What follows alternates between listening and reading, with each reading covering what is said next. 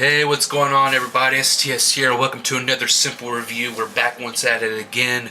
It is December 8th, and I've been up since 6 o'clock in the morning. Well, this video won't be uploaded till either probably tomorrow, so the 9th, whatever. But this is STS here, simple review. I just said it again twice, and we're here close. We're getting closer to not really close to Christmas, but more movies have come to play.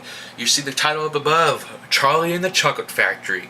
Now this is the one with Tim Burton that directed, with Johnny Depp being Willy Wonka. This is based on the the Ronald Dahl. I can't say his name, Ronald Dahl or whatever. The original, the book was Charlie and the Chocolate Factory, based to be Willy Wonka and the Chocolate Factory with the one with Gene Wilder in it. And this is the 2005. So I was 15 years old when this came out, which I didn't remember because I remember when this first came out. And I wasn't really much into movies back then. I was much into like teenage pussy and shit. I was 15 years old and in WrestleMania. That's the members I had. Was trying to get some girls, but then again I got made fun of a lot. But movies was the passion that I get into. But this right here, let's just talk about it. And right on, full on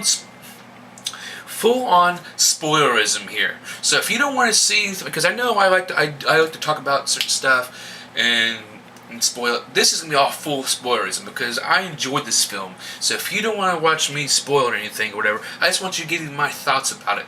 And that's one thing when I make these videos. People say, well, thanks for telling me the whole damn show or the movie or whatever. No, I don't have to watch it. This is my thoughts about it. This is how I am, not other people is. I can watch a movie, I can see this, like I watch wrestling, it's fixed, and I see spoilers, and I still buy it, I still watch, because I want to see it in person, I want to see how it goes into being, not in paper, I want to see it in action.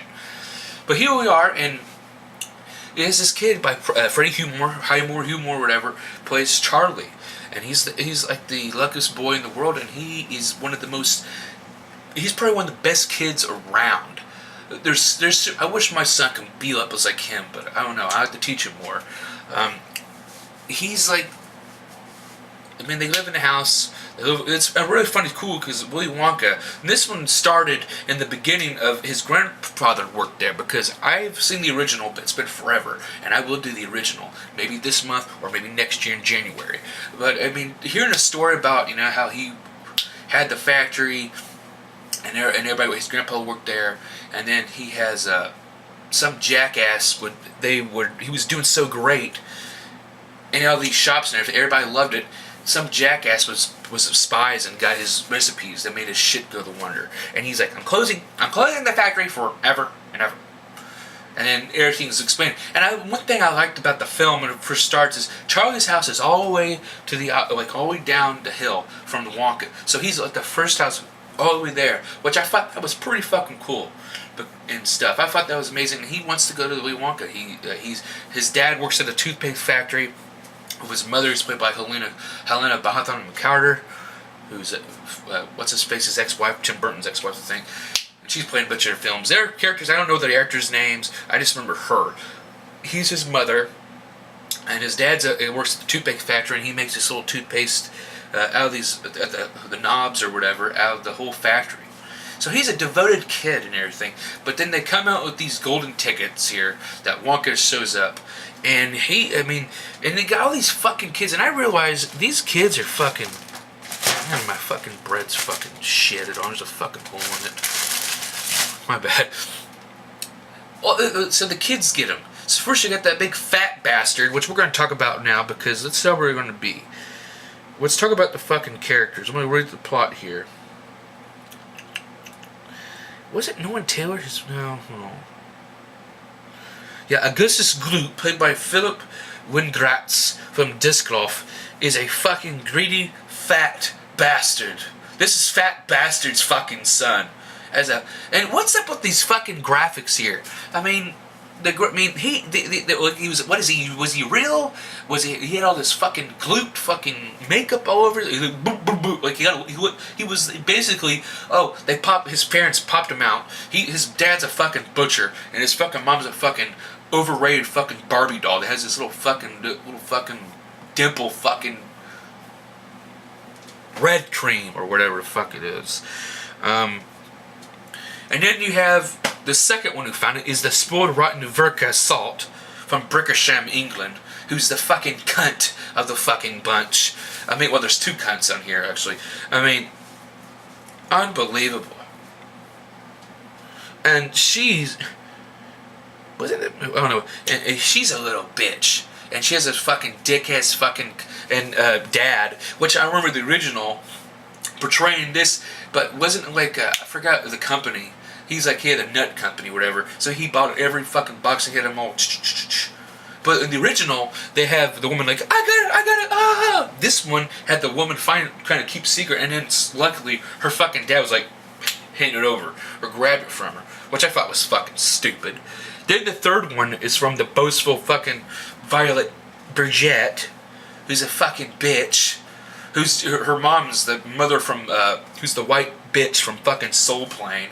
I mean, she plays, I'm the champ. She's a cheating champion. She's supposed to be the longest gum swallowing.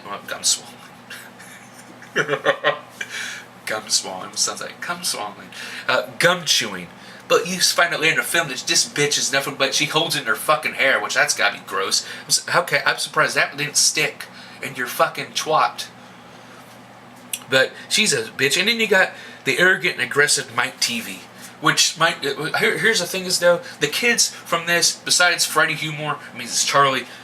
The people who played Charlie and the guy who played the original and then Freddie playing this one, amazing. The other characters on the new one suck ass. The original people that played the kids, amazing. But the Charlie character, amazing. These and the original characters, the other kids. But the new versions wasn't into them at all. So basically, and then also Charlie gets a ticket, which you think Russia they fake a forge a ticket. He ends up buying it. Well, his grandpa gives him a quarter, which I kind of lost, or $1 or whatever, and then he buys it, I think, or he then finds $10 at the in the ground, and he gets by it, and he buys it at the store and opens it, and then the guy's like, "You got the last bloody ticket." And then some fucking parents go, "Oh, $50. Oh, I'll give you $500 for that." And the shopkeeper's like, "Leave the boy alone. You go over there and you go there," or whatever. So he ends up doing it. He shows his whole family. His family's been a lot. You know, you get the Buckets, his grandparents, who will sleep in the same bed, which I still have got no idea how that would be. I mean, I forgot. I mean, but his grandpa talks about it all the time, so he ends up winning. He takes his grandfather, and his grandpa was like, "Yippee!" I can't even do it. I can't dance like that. But I enjoyed it. Grandpa Joe. That's what his name is. So they know. You think he's dead now? No, he died. He's 82. So he was in the 70s here. But they finally get to go, and we go in the thing. And Willy Wonka comes out. Johnny Depp, and I don't know. Johnny Depp plays such a it's just like him and Jared Leto, and maybe some other characters like Mickey Rourke. Some people have these characters, and they they're actors, and they morph into the character, and they make it real well. I wonder if Johnny Depp was studying under Michael Jackson and stuff, because he acts a little fucking Michael Jackson here. Very weird and kooky. I like him in this, but Gene Wilder as the fucking Willy Wonka in the original is better. I mean, I like how he was and stuff, but I do like his sarcastic. He does not like fucking people that tell him off. These kids are no other joke. He tells these fucking kids off and every fucking thing, which I thought was hilarious.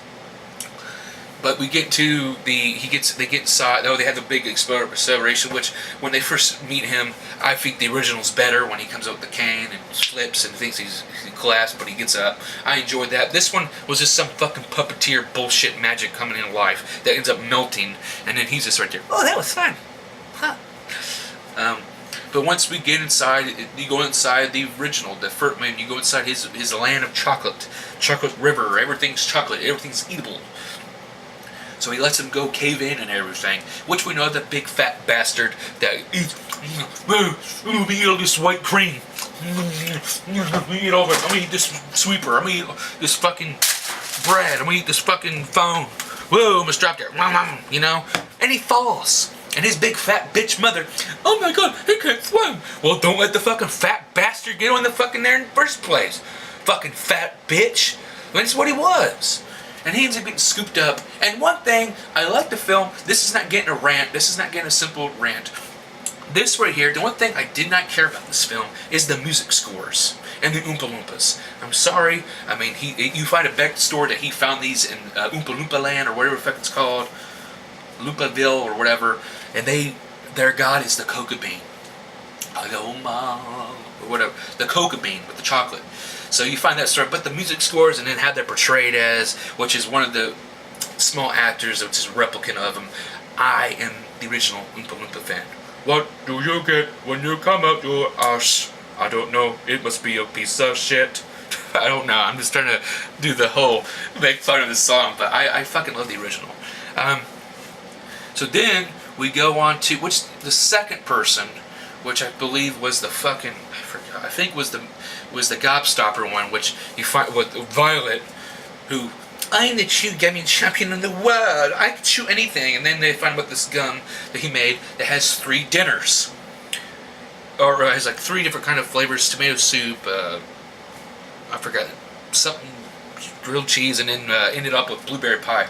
Well, she takes it like a bitch that she is. Oh, yeah, and then she turns into a big fucking blueberry. And man, I like the original than this one. I mean, she blew the fuck up. You know, whatever. Whoop-de-doo. And then the third one, it's the nut room. You end up going to the nut room. And there's so many fucking sarcastic things with him going out with the kids. Like Mike Tavera with the kids, a big dick. He's all going, I know everything. No, you don't, you stupid bitch. They go to the nut room, which Verka, the rich cunt, fucking, I want a squirrel, which in the original was the hens, and the eggs and stuff. So this one's the bad eggs. This is trying to find a bad nut. So it's a squirrel. So she wants a squirrel. She ends up climbing there. Daddy, I want a squirrel now. No, you can have one, bitch. Go suck a dick to get one. You little kid. Fucking, she probably is. She's old as hell now. She's in her 20s there. Go get a bad nut. And then there's a catchy line. Don't touch the squirrel's nuts. Like, that was really fucking pun intended. Let's see. But, sorry about that. But she ends up the squirrels end up taking her down, which was hilarious. I'm glad to say bye-bye. Go in the hole and then chat. He had her fucking rich fucking daddy went down the slot hole. And then you have the last, they go into the television room, which I love and prefer the original. I mean, this one, I just didn't care, but Mike TV gets in there and he gets fucked up.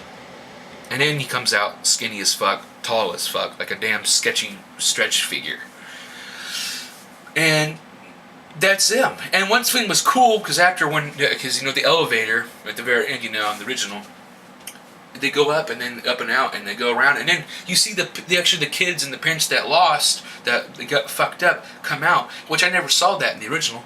So and I thought that was pretty fucking cool. You fat bastard eating every damn thing. It tastes so good.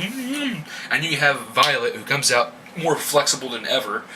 Then you have Verka, who just comes out like the way her and her father deserve to be. Those rich fucking Trump maniac cunts. That's what happens. You garbage. And he finally takes control. Like, you will take a bath now, bitch. And you have Mike, who's, like I said, was stretchy as fuck. With his dad, it looks like a